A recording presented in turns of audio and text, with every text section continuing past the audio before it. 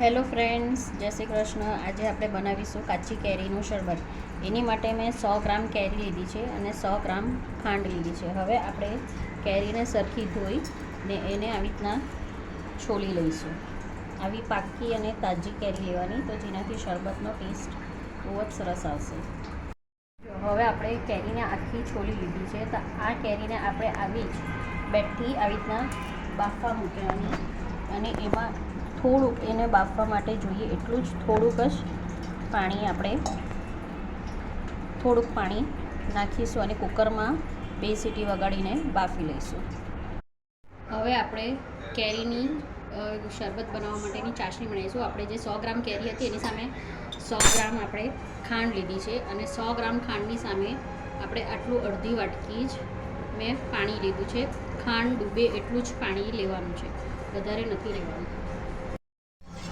આપણે હવે એને ધીમા ગેસે ખાંડ ઓગળે ત્યાં સુધી હલાવીશું. ખાંડને બરાબર ઓગળવા દેવાની છે, એ પણ એ ધીમા ગેસે. જો હવે આપણી ખાંડ આ બરાબર ઓગળી ગઈ છે. હવે આપણે ગેસ બંધ કરી દઈશું અને હવે આપણે ચાસણીનો ગેસ બંધ કરી દીધો છે. એટલે હવે આપણે શું કરીશું, જે બાફેલી કેરી હતી એને મેં મિક્સરમાં ચર્ન કરી લીધી છે અને એમાં જીરું, થોડાક પ્રમાણમાં ઇલાયચીનો પાવડર, થોડું મીઠું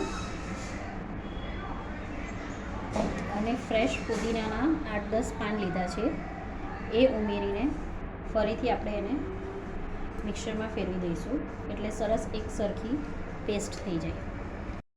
હવે આપણે જે મિક્સરમાં ક્રશ કરવા માટે લીધું હતું એ બધું સરસ મિક્સ થઈ ગયું છે અને આવો થોડો ગ્રીન કલર આવશે.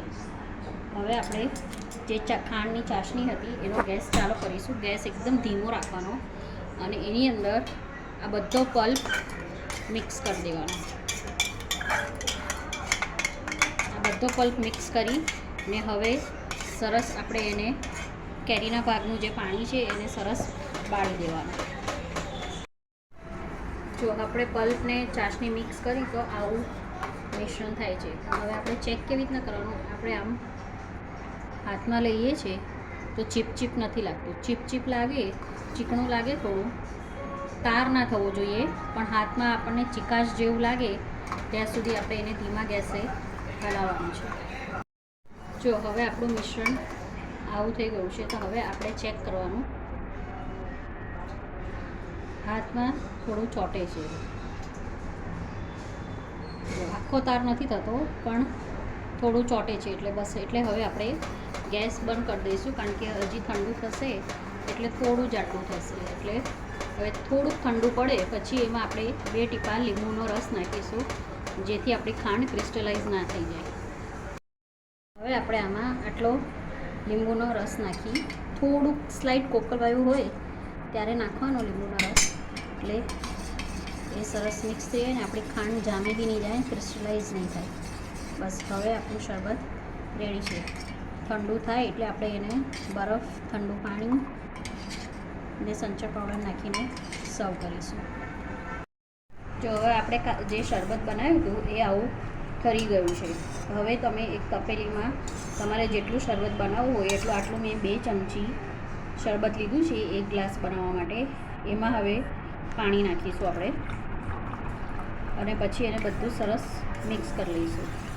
મિક્સ કરી ને પછી હવે આમાં તમારે મીઠું, સંચળ જે બી તમને જોઈએ એ પ્રમાણે તમે નાખીને સર્વ કરી શકો છો. તો રેડી છે આપણું કાચી કેરીનું ઉનાળામાં એકદમ રિફ્રેશિંગ, ઠંડુ, શરીરને ઠંડક આપતું કાચી કેરીનું શરબત.